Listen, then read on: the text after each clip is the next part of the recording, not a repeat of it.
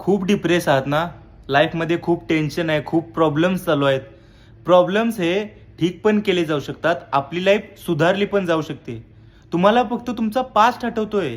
तुमच्या पास्टमध्ये किती गोष्टी वाईट झाल्यात किंवा किती गोष्टी वाईट होत आहेत किंवा तुमची करंट सिच्युएशन किती खराब आहे. तुम्ही कधी ऑब्झर्व्ह केलंय का? जे लोक तुमच्या सोबत राहतायत किंवा तुम्ही ज्यांना ओळखताय, त्यांचा पास्ट हा कितीतरी वर्स्ट असू शकतो, कितीतरी खराब असू शकतो तुमच्यापेक्षा. दुनियामध्ये असे काही लिजंड्स लोक होऊन गेलेत किंवा असे काही लिजंड्स लोक अजून पण आहेत की ज्यांचा पास्ट ऐकल्यानंतर अंगावरती काटा येईल. कोणाकडे तरी हात नाही आहेत, कोणाकडे तरी पाय नाही आहेत.